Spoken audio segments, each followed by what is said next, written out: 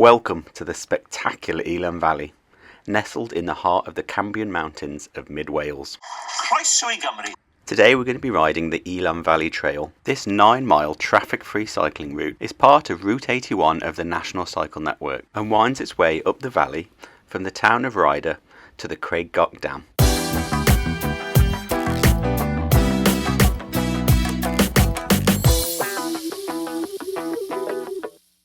We're starting today's ride from the edge of the town of Rhayader. Here you'll find a couple of car parks, a smaller one in sort of a larger lay-by area, and the official Elan Valley Trail car park, which is a larger car park just off the main road. It's well signposted and still had spaces left on this sunny Saturday afternoon.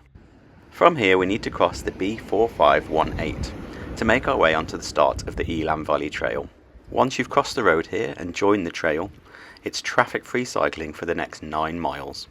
Or at least that was the plan, until I realised I'd forgot to bring the SD card for my GoPro. So back to the car and a 20-mile round trip to the nearest Tesco to get one. So please do drop this video a like and subscribe to the channel to make this all worth it. Back to the trail and starting again, you can see that it's well signposted, and the trail starts through these rather elaborate fence posts. And at the start of the trail, you'll find this information board on the left.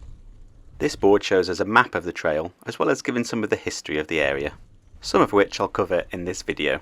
At the start of this trail we need to head over a short climb before we make our way into the Elan Valley itself. Most of the Elan Valley Trail follows the route of an old rail line that ran here. However, the first part of the trail leaves the route of the old railway as it branched off to the left here and continued on through a tunnel, whereas we have to go up and over the top of this tunnel. You can see here to the left of the trail the cutting which the railway used to run through, but we're cycling on the right, continuing up the trail up and over the top of what is known as the Rhayader Tunnel. It's quite a steep climb here as the cutting on the left gets deeper and deeper. Despite having a look around whilst nearing the top of this climb, I couldn't see the tunnel entrance on this side of the trail, or what is known as the northern portal of the Rhayader Tunnel. However, after riding up and over the top of the tunnel, with some great views of the surrounding mountains, I was able to peek a glimpse at the southern end of the Rhayader Tunnel. The Rhayader Tunnel is currently owned by a wildlife trust, and one of the reasons it's not part of the Elan Valley Trail, apart from the obvious maintenance costs, is that it's an important habitat for some of Europe's rarest bat species. You can see here that the tunnel is bricked up, but there is a small gap at the top which is left to allow entry and exit of local birds and bats into the tunnel. And although it would be lovely to be able to cycle through the tunnel, I personally am happy to ride over the tunnel to avoid the bats.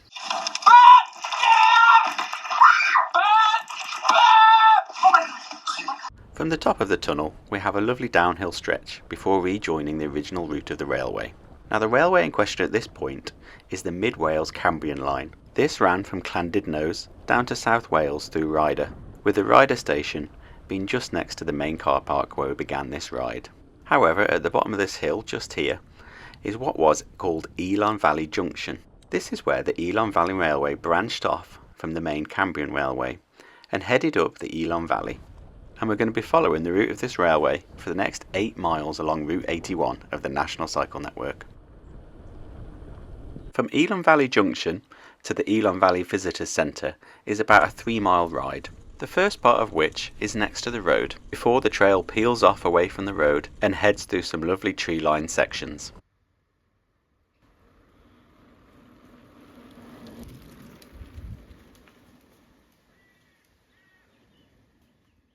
We do cross over the odd road and the odd house entrance as we make our way up this trail, but this is a very rural area, so there's not much traffic to contend with as we make these crossings. The scenery starts to open up as we pass the Bethania Baptist Chapel. This chapel was built in 1900 to replace a chapel further up the valley, which was submerged as part of the formation of the Caban Coch Reservoir. The reservoirs in the Elan Valley, or more importantly the dams that created the reservoirs, are the sole reason that the Elan Valley Railway was built. By 1892 the rapid development of the industrial city of Birmingham had led to a lack of clean water, and because of this an Act of Parliament was passed which allowed the Birmingham Waterworks Corporation to purchase the land in this area for the purpose of constructing reservoirs to collect and store clean drinking water for the city of Birmingham. So amazingly, the water for this fountain in Brindley Place would have been supplied from these reservoirs in the Elan Valley. The railway line here was built over 3 years between 1893 and 1896, with the sole purpose of being able to bring men and materials to the dam construction sites in the valley. As we approach the Elan Valley Visitor Centre, we need to cross the access road, and from here you can either carry on left and head down to the Visitor Centre where there is a cafe, or like we're going to do, you can head on continuing up the valley, directed by this millennial signpost, up to the top of the first dam. It's a bit of a climb to the top of the dam, but as we make our way up we are rewarded with some gorgeous scenery and a view of the Visitor Centre to our left, down in the bottom of the valley. And towards the top of the climb we get our first view of Caban Coch Dam. This is the first of 4 dams on the Elan River, all of which we'll see today on our ride up the Elan Valley Trail. This dam is 37 metres high and 186 metres wide. It's 250 metres above sea level and holds back 35,500 megalitres of water. A little further up the trail you get a view of what that 35,500 megalitres of water looks like. And when water levels are higher, the water spills over the top of this dam in a spectacular waterfall. But today, being the start of June, the water level is a little lower and the water is being funneled out the bottom of the dam. The trail continues along a well-tarmac path, hugging the side of the reservoir with beautiful views up the valley. It was along this stunning section of cycle path that I came across a sign that explained the importance of these reservoirs during the 2 world wars. Most interesting to me was how this reservoir played a part in the development of the bouncing bomb, made famous by the 1955 film The Dam Busters. Across the water from this sign lays a small wooded valley, where originally there was a small dam that was built to provide water for the village of Elan before the larger dams were built here. The explosives used in the bouncing bomb were first tested on this dam. The test was successful, and the remains of the dam still sit in that wooded valley across the water today. The sign also mentions how these dams would have been tempting targets for the Nazis during World War II. As such, they were protected by 4 pillboxes built around the valley, 3 of which remain today. After a mile of beautiful cycling around the Caban Coch Reservoir, we come across the next dam in our journey. This is the Garreg Ddu Dam. The dam is almost completely submerged, with only the top roadway being visible, but it serves 2 purposes. Firstly, it holds back water so it can be extracted at Foal Tower, just past the dam. This allows water to be gravity fed to Birmingham, as extraction further down the valley would require pumps as it would be too low to make its way to Birmingham from here. It also provides the road across the top to provide access to the other side of the valley. The original road heading up the valley to the settlements on the far side of the reservoir was lost when the reservoirs were filled up, and having the roadway on the top of the dam allows access still to those places on the other side of the valley. At this point we need to cross over the road to continue on Route 81, which is across the other side of the dam. And over at the other side of the dam we can see Foal Tower. This is where water is extracted from the reservoirs and sent to Birmingham down an aqueduct. And as said before, because of the height of the dam here, it is able to be gravity fed all the way to Birmingham.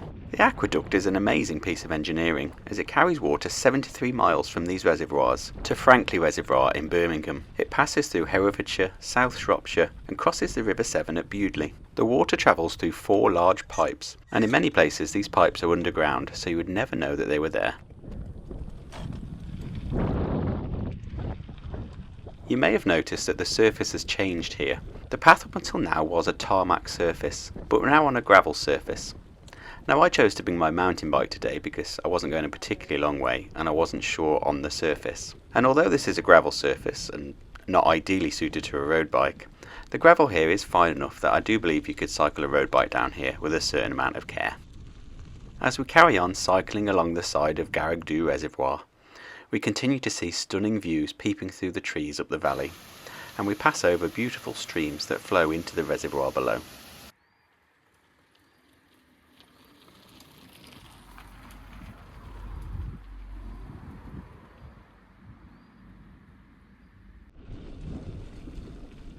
The further up the valley we get, the better the scenery seems to get. Although it is an uphill climb from Rhayader to the top dam that we're heading to, the section of trail from the Caban Coch Dam about 4 miles in to about the 6 mile point alongside the Garreg Ddu Reservoir that we're following along now is nice and flat, so you can relax a little and enjoy the views across the water and up and down the valley. As we get towards the end of the Garreg Ddu reservoir, we do need to cross another road and start to head uphill again. And although this does look like a road, cars and motorised vehicles aren't allowed up here, apart from those accessing the one property up this lane. The trail really does start to climb here, and this is one of two sections of the route that I would describe as steep. The first being where we crossed over the tunnel at the start of the route. Looking ahead, you can see how the route starts to make its way up the side of the valley here. As we get towards the top of the climb, we get our first view of the Pen Y Garreg Dam. This is the third dam that we pass on our journey today. And down in the bottom of the valley, you can see this pretty little bridge that carries the road across the very end of the Garreg Ddu reservoir. Looking up the valley, the views are stunning. But if we also turn around to look back at where we've just come from, there's also an amazing view of the Garreg Ddu reservoir that we've just cycled along. From the top of the climb, there's a small descent that takes us down to the Pen Y Garreg Dam.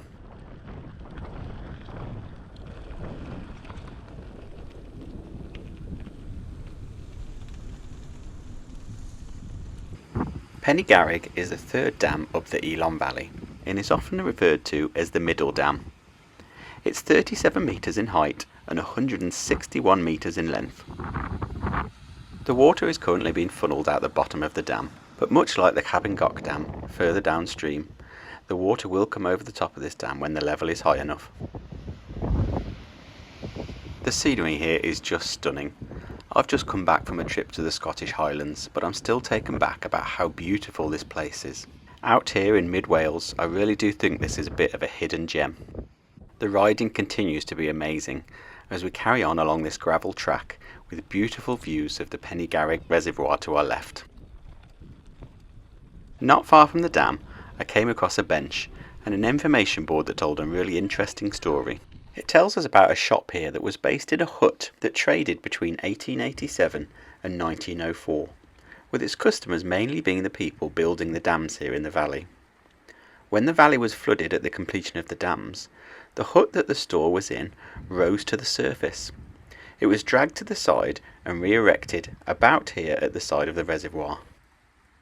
Once the building had been re-erected at the side of the reservoir, it was used as a chapel, and a local bishop used to hold a service here once a month. The building became known as the Altcock Mission Room, and it was used by the church for a further 60 years after its re-erection. Not a bad spot for a meeting in my opinion. I can see why it was used for so long. Sadly, the building is now gone, but we do have this bench to mark its place.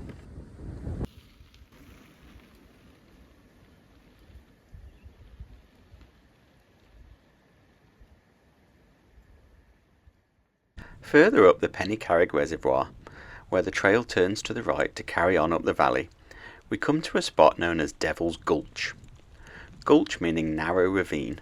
In 1893, construction of the railway was held up for 3 months as workers blasted their way through this hard rocky outcrop. Unfortunately, 4 workers lost their lives in the process, and this section was nicknamed Devil's Gulch.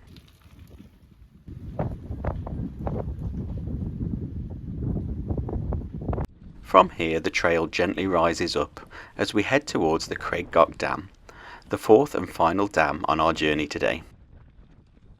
The views continue to be stunning, and I can't help but look back down the valley at the beautiful route that we've taken up here. Sadly, as we approach the Craig Goch Dam, we are coming to the end of this journey, but let's take a look at the fourth and final dam on the Elan Valley Trail. Craig Goch is the highest dam in a series of dams up the Elan Valley, and it's often referred to as the top dam. It's located at just over 1,000 feet or 317 metres above sea level. As this dam is the furthest up the valley, the railway made it here last, and so this was the last dam for construction to begin on in 1897. The dam is 36 metres high and 156 metres in length. The dam marks the end of the Elan Valley Trail. There is a car park here, as well as toilet facilities. From here, Route 81 carries on across the top of the dam and towards Aberystwyth, along what is described as a mountain road. I'm hoping to ride that route at some point. and also ride the route of 81 from Newtown to Rhayader, which will mean I will have videos covering the entire route of 81 all the way from Birmingham to Aberystwyth. So please do subscribe to the channel so you don't miss those videos, and I've got lots of other videos on the National Cycle Network on my channel. It's now time for me to head back down the valley and enjoy these stunning views all over again. Thank you very much for watching. Please drop the video a like if you've enjoyed it, and happy cycling.